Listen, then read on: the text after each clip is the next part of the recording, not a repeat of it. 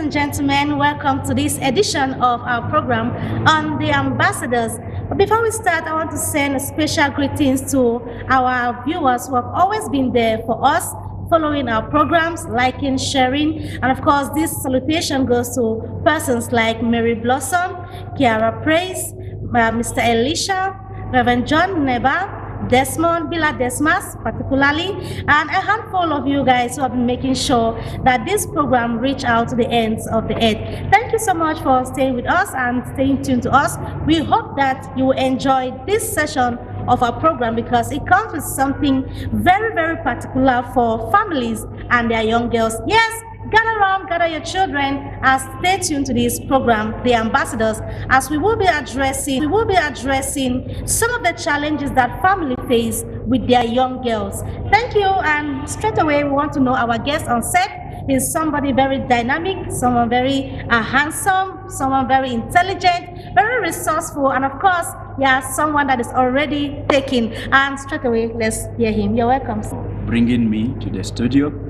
I am Fonkima Brain Benny, and of course, this should not be the first time, not on Ambassador, but RGTV, you definitely have seen me before. So I actually the youth leader of Full Gospel Church, Mile 4 Queen, and I am particularly the discipline master of St. Louis University.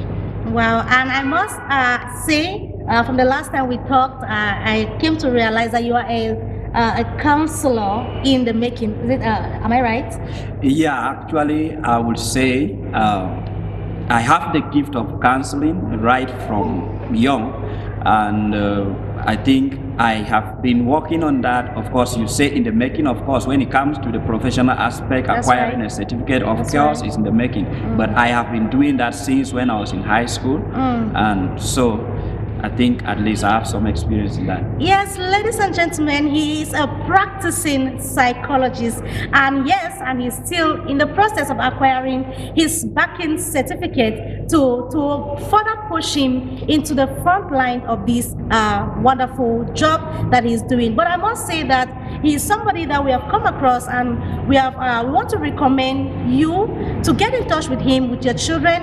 If you have difficulties, he's somebody that is going to help your daughters out of the dilemma, the challenges in this society, because testimonies we have heard from far and from wide about his performance when it comes to counseling the young girls and of course the young boys. And yes, today we will have the topic, challenges that parents face with their young daughters. I'll go back to our counselor on set, our guest, so that he can tell us from his experience as a counselor at his place of work, some of the few challenges, scenarios that he have come across and how he handled them. Straight away.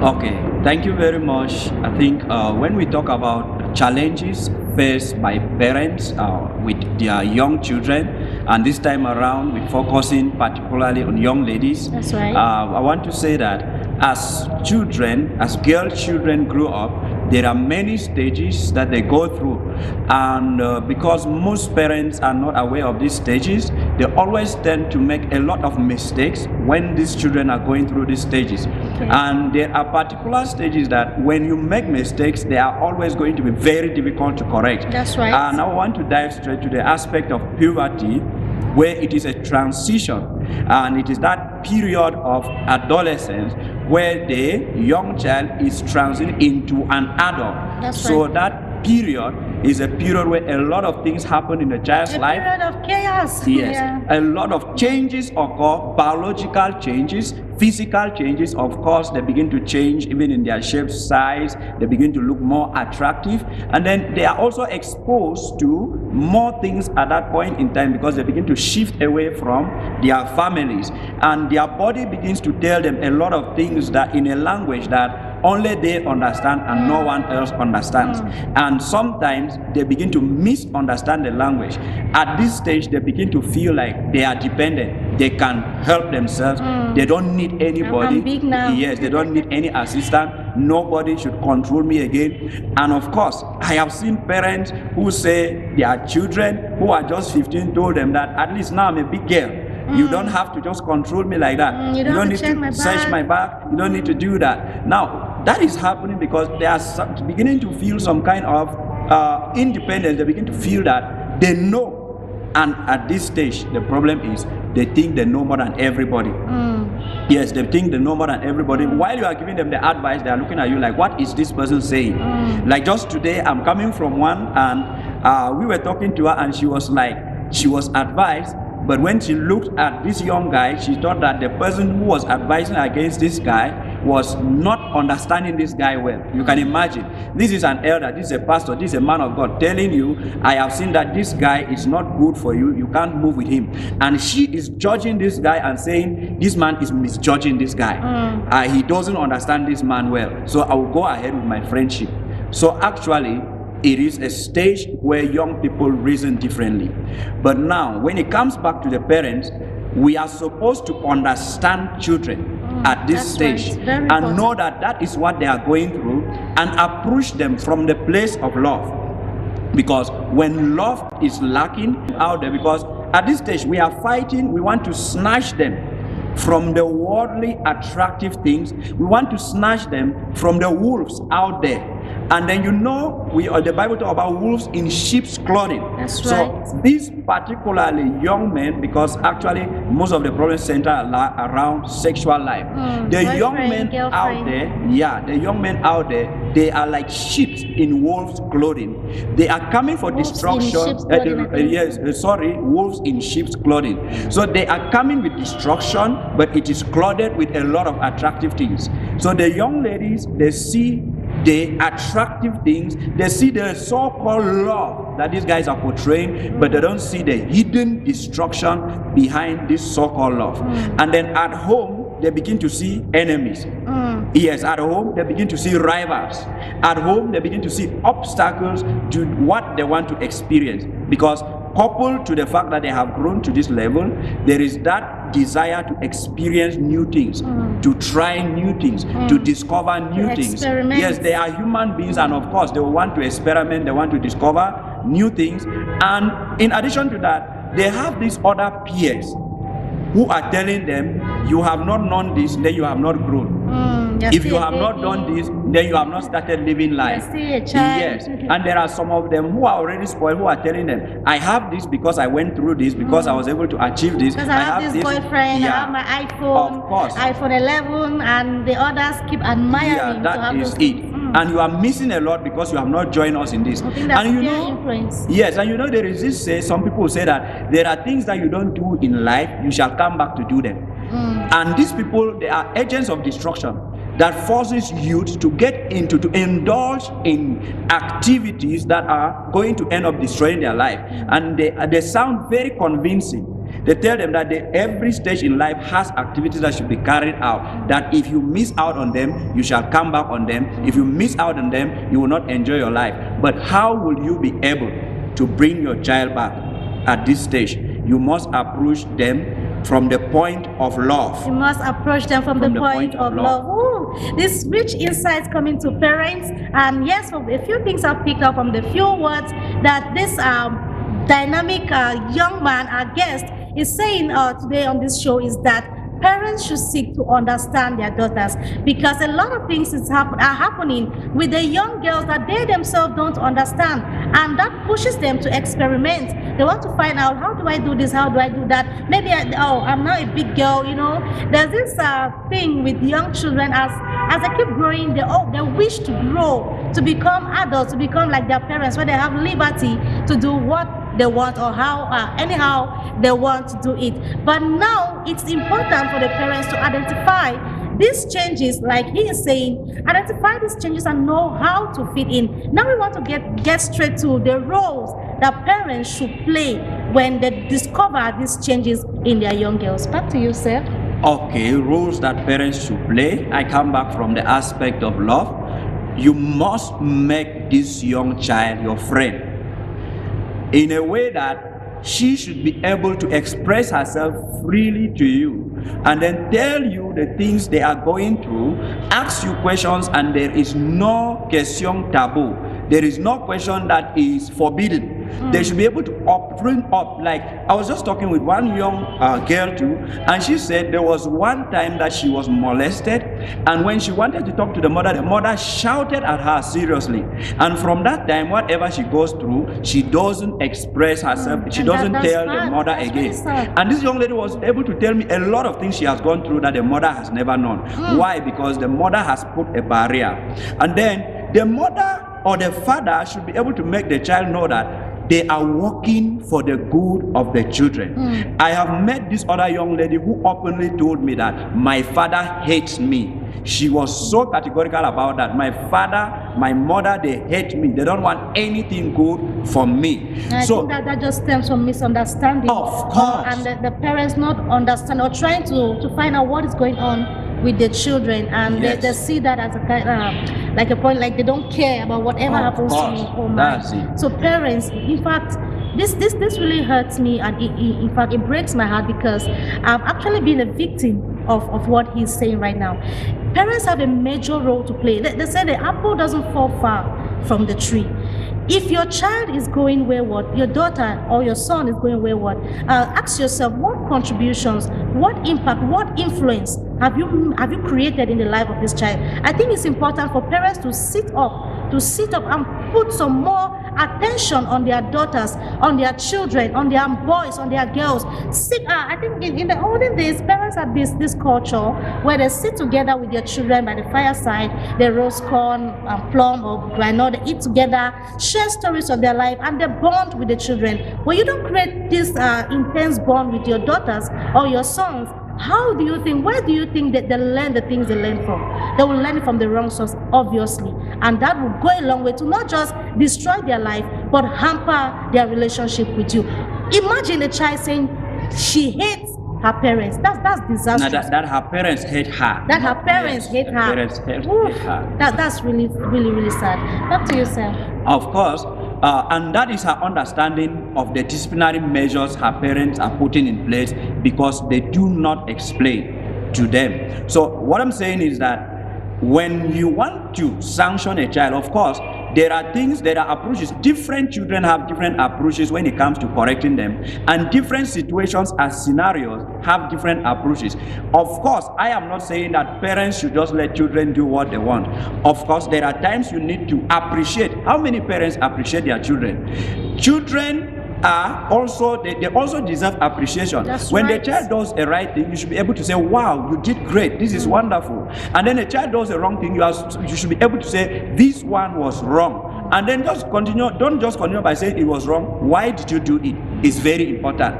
Why is it that you did this thing this way? And you'll be surprised, you'll be amazed. Sometimes they are doing those things thinking that they are right, whereas they are wrong. When you do not listen to children talk, you will always judge them wrongly. And you keep judging them wrongly. Sometimes you push some of them to begin to do certain things because they think they want to hurt you.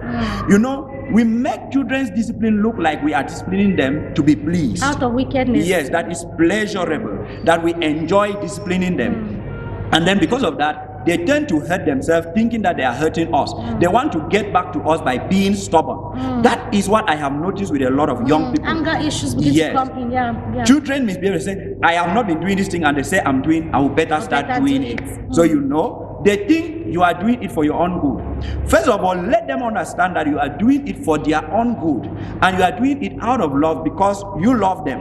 And then you should start correcting the child when the child is still young. There are some parents who are overly permissive, and there are some parents who are overly restrictive. Now, if you look at even the psychologists, they talk about all of these things. You have the Sigmund Freud's psychoanalytical theory, who talks about the various developmental stages and how children behave at various stages. And then you have the other guy, I'll get the name, who talks about the ID, the superego, and the ego. And these things are built in children based on how their parents treat them. A parent who is so restrictive will grow up with superego, and the child will grow up with superego, that's right. and will believe that he or she is always wrong. Those parents who say thou shalt not, You don't teach children what is right and wrong. You just say this is wrong. You don't tell them why. When they will go and discover, there are people outside who will take time to teach them, but for their own selfish benefit. When you just tell them, don't do this, don't do that, don't do this. Especially Christian homes, Without they have a explaining problem. the Yes, reason Christian behind. homes have a problem with this. Thou shalt not, thou shalt not, thou shalt not. When people go out there and they begin to teach them other things and make them see, when you tell your child that if you commit fornication, you will go to hell, and the child is seeing people committing fornication and still living and moving around, what do you think? The child will go, because they just don't understand. They will say, look at this man, as he died, as this one died, as this one died. You say they will commit fornication. They will bring them to reality. That's right. Let them see life. Let them understand what actually means fornication. And What the are the dangers, negative yeah. effects to your natural life as a child growing up? Point natural examples and tell them how it will affect them at the end of the day, and tell them the reason why you don't want them to get indulged into. Tell them the good side of having a man or a woman, and then when should you have a man in your life that it would be a productive relationship.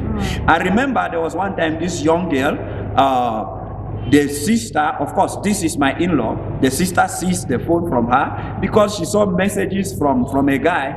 These messages were discovered in her phone. Her sister was, of course, furious, and she decided to seize her phone. And to her, that was a way of keeping her away from that boy.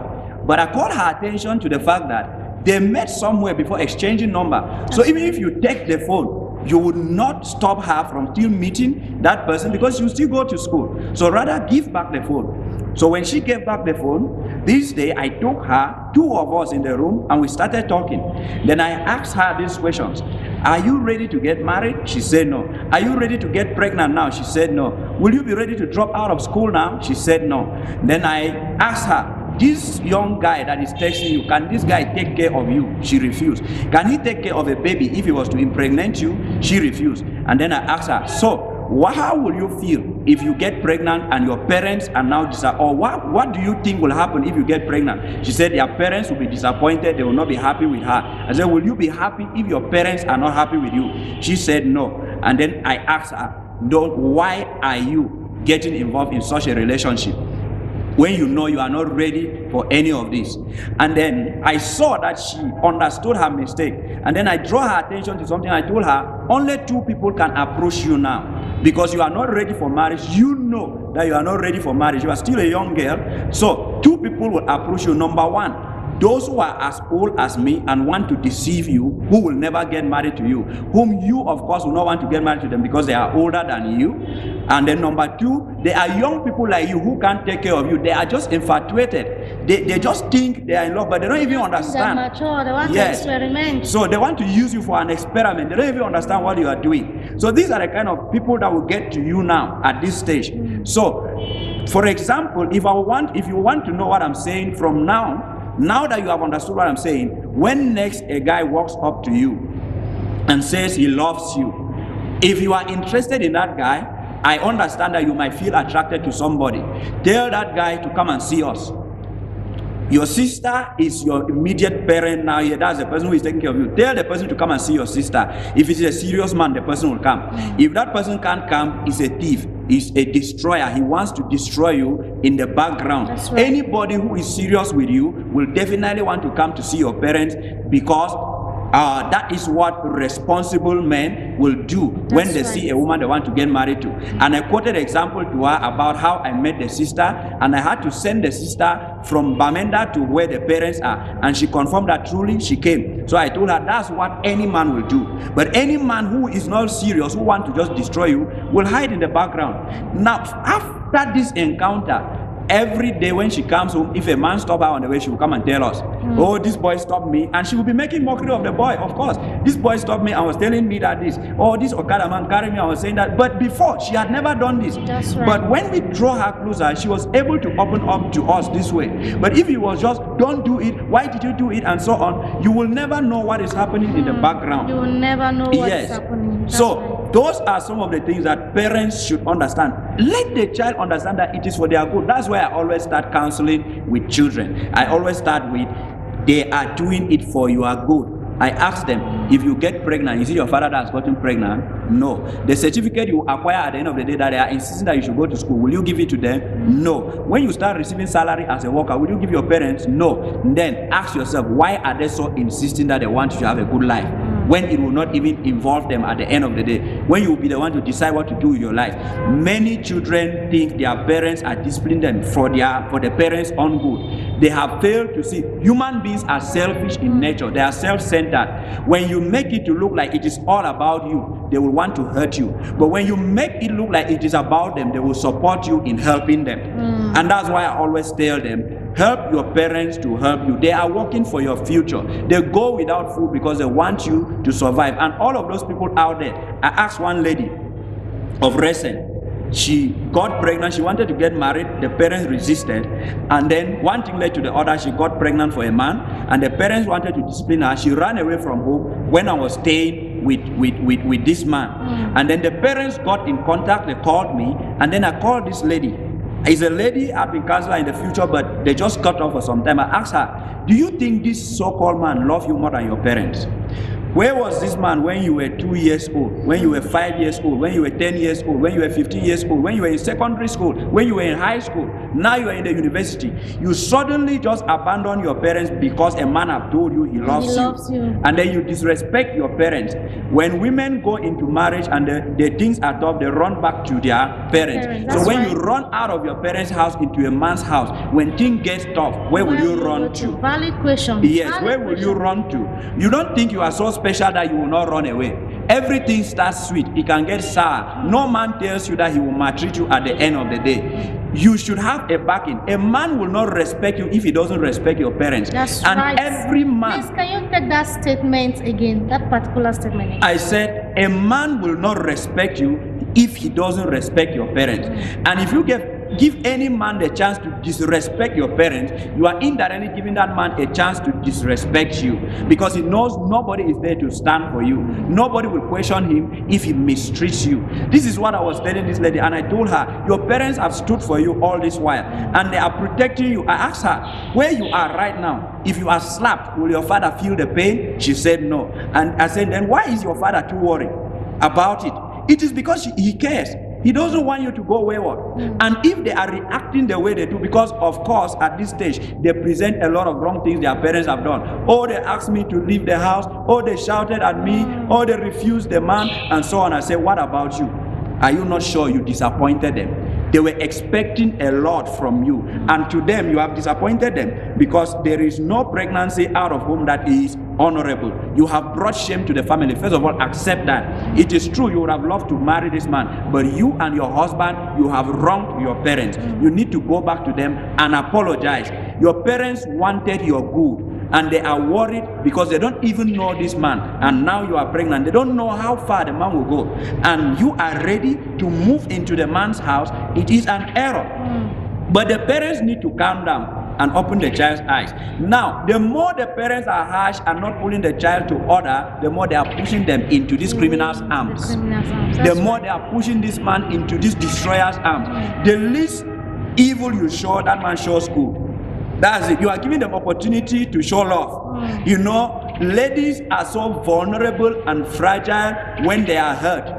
They just, yes, they will say that they need a shoulder to cry on. And you know, they walk into this wolf's arm and they call it a shoulder they are crying on. And before they know it, these guys, they will sweet tongue them and then destroy them and then abandon them. And of course, parents, you know, you are a father. You will always have that attachment. Yes, that parental heart. And you will want to go back after you have allowed the man to enjoy whatever he wanted to enjoy in your daughter, destroy her, however he has done. Then you come and begin to struggle with the leftover. Why push the child into the man's arms for the man to destroy before you call the child back? Why push the child into a man's arm to destroy before you call back? In essence, we are saying that in as much as it's necessary for parents to caution their children, to discipline their children, the manner in which you do so is very important. Very important. Very, very important, because there's a way that you can give a correction and it looks like you have triggered the child to go along with, like he said, you hurt the ego of the children and you push them, they misinterpret the corrections that you are giving them to hatred. they Yeah. misinterpret to hatred, and in turn hurt themselves in order to hurt you. So it's important that as parents, you first of all understand your children, help to bring out the realities of life to these children. Like you rightly said, these things are more common to Christian homes because most parents they shy away from explaining day-to-day realities to their children. They rather give them the laws, the do's and don'ts. It is important that you help your children. They live in a society, they go out, they meet friends, they meet others. Let them understand what you understand in life and show them the right path. Thank you so much for staying with us to right up to this moment, to this point in time of our wonderful program. We hope that you enjoyed this, and we hope that it's blessing you and blessing your children, helping you to teach them and to correct them in the right path. We trust that we'll bring you more episodes on this particular topic because we know that it's creating havoc in some of our homes. We pray that God help you as you turn around the page in your relationship with your children. I've been Esa Immaculate Ada, your host, and on set we have had our guest who is a psychologist in the person of Benny Brain Funkima. And I've had as a technician and of course for supervision, Reverend John Neba, making sure everything goes well. Thank you for being with us. Don't forget to like, to comment, and of course share. Give us your own contribution on the topic. We love you. We'll see you next time. Bye-bye for now.